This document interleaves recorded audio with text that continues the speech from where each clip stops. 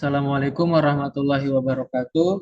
Selamat siang, salam sejahtera untuk kita semua. Sebelumnya, yang terhormat kepada Bapak Amrin M.Com selaku dosen mata kuliah statistika di semester 4 kali ini. Di sini saya dan kelompok saya yaitu dengan saya sendiri Alif Rahman Adrian dengan NIM 11220018, Ari Anggara dengan NIM 11220193, Muhammad Aldira Ada dengan NIM 11220415, Rizky Faris Gunawan dengan NIM 11220394. Di sini kami akan menyampaikan PowerPoint atau presentasi mengenai angka indeks tertimbang dan tidak tertimbang. Boleh di next.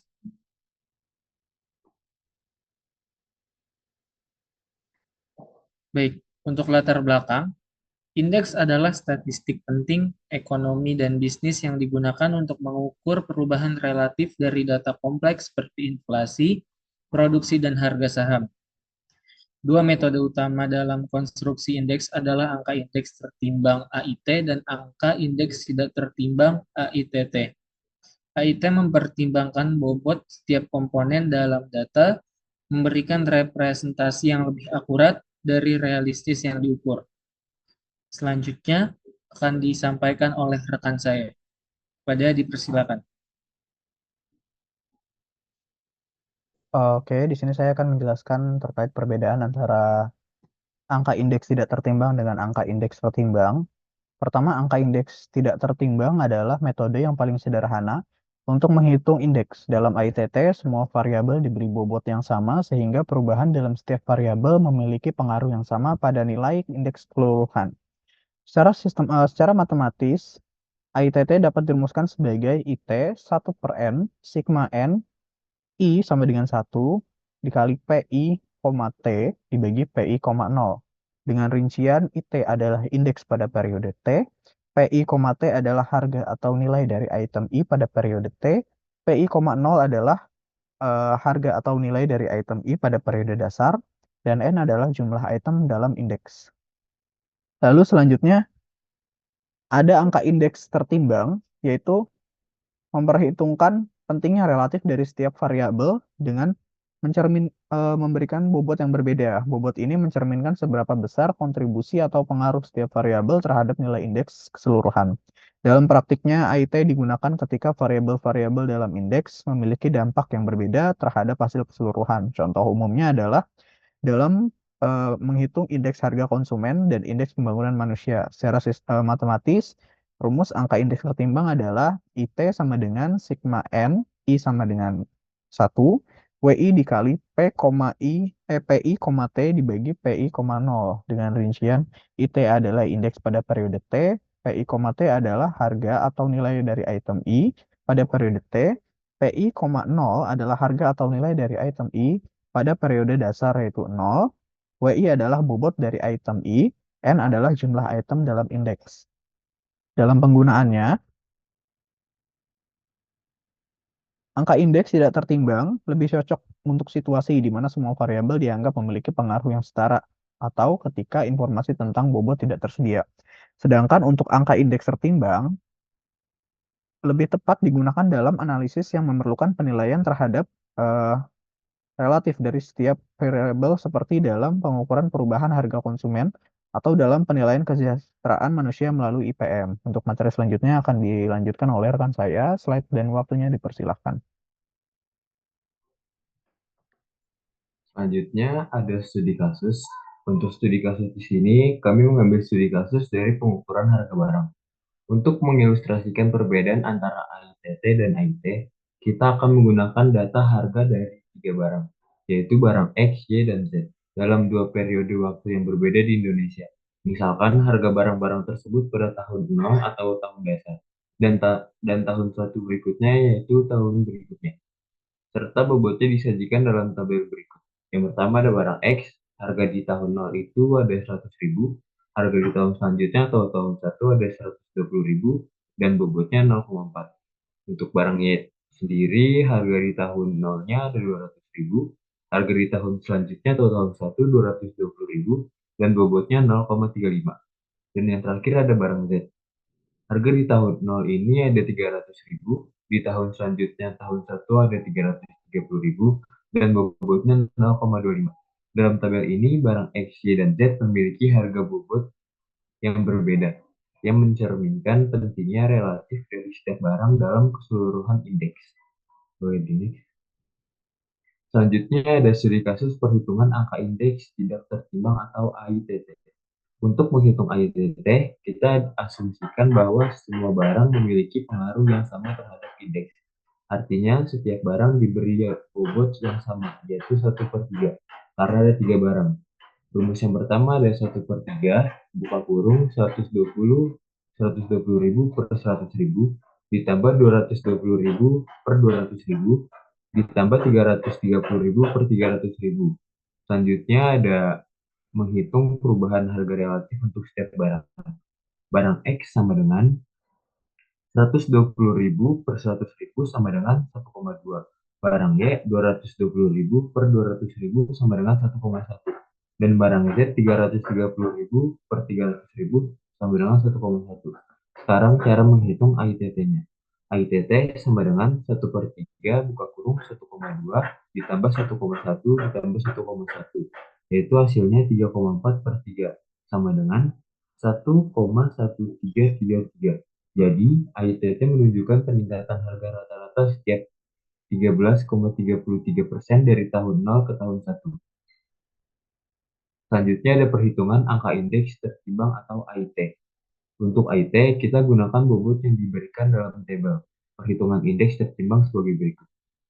AIT sama dengan 0,4 buka kurung 120.000 per 100.000 ditambah 0,35 buka kurung 220.000 per 200.000 ditambah 0,25 buka kurung 330.000 per 300.000. Selanjutnya ada menghitung masing-masing komponen dengan bobotnya. Barang X sama dengan 0,4 dikali 1,2 hasilnya 0,488. Selanjutnya ada barang Y, 0,35 dikali 1,1 yang hasilnya 0,385.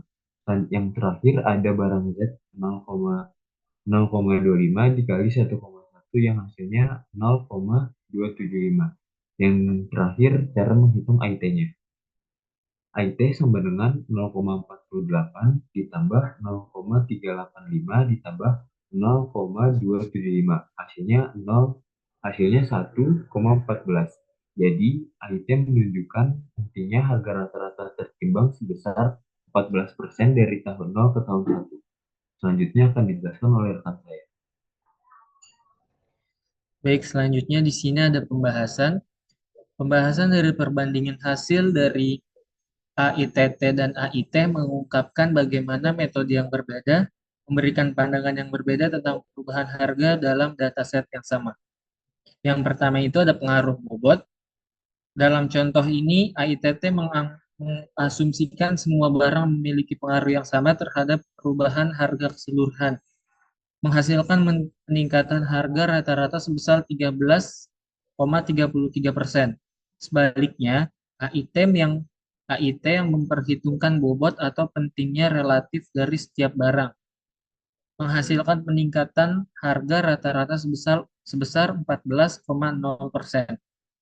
Hal ini menunjukkan bahwa barang X dengan bobot tertinggi 0,4 memberikan pengaruh lebih besar dalam perhitungan AIT dibandingkan dengan dua barang lainnya. Selanjutnya ada kesesuaian metode. Pemilihan antara AITT dan AIT sangat bergantung pada tujuan analisis. AITT contoh untuk situasi di mana semua variabel dianggap setara atau ketika informasi tentang bobot tidak tersedia. Sebaliknya, AIT lebih sesuai ketika kita memiliki informasi tentang pengaruh relatif dari variabel dan ingin mencerminkan kepentingan yang berbeda-beda dalam suatu indeks. Selanjutnya di sini ada implikasi praktis, yaitu penggunaan AIT seringkali lebih informatif dalam kebijakan ekonomi dan analisis data, karena memperhitungkan variasi dalam pentingnya relatif dan dari komponen. AIT sebagai contoh dalam kebijakan ekonomi IHK relevan bagi konsumen Menggunakan AIT untuk lebih akurat mencerminkan perubahan harga yang relevan bagi konsumen. Selanjutnya ada keakuratan versus kesederhanaan. AITT menawarkan kesederhanaan dalam perhitungan dan analisis yang dapat bermanfaat dalam situasi yang memerlukan keputusan cepat atau ketika informasi tambahan tentang bobot yang tidak tersedia. Namun metode ini mungkin mengabaikan perbedaan penting antara variabel yang memiliki dampak signifikan yang berbeda. Sebaliknya, AIT meskipun lebih kompleks menawarkan tingkat akurasi yang lebih tinggi dengan mempertimbangkan pengaruh relatif dari setiap variabel. Selanjutnya ada studi kasus tambahan. Misalnya dalam analisis perubahan harga bahan pokok di pasar tradisional Indonesia, penggunaan AIT akan lebih relevan karena bobot dari masing-masing barang akan mencerminkan proporsi pengeluaran konsumen pada barang-barang tersebut.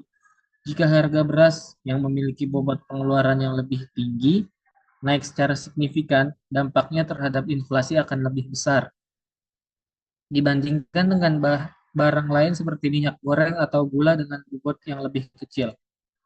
Dalam kesimpulannya, hasil perhitungan AITT dan AIT dari studi kasus ini menunjukkan betapa pentingnya pemahaman yang tepat terhadap metode-metode mana yang dihasilkan dari AITT dan AIT ini. Kepada pemateri berikutnya, dipersilakan. Oke, baik. Di sini saya akan menjelaskan kelebihan dan kekurangan dari AITT.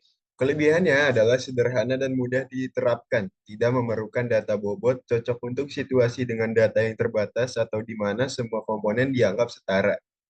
Sementara kekurangannya yaitu mengabaikan perbedaan dalam kepentingan relatif komponen, kurang akurat dalam merefleksikan realitas ketika komponen memiliki pengaruh yang berbeda.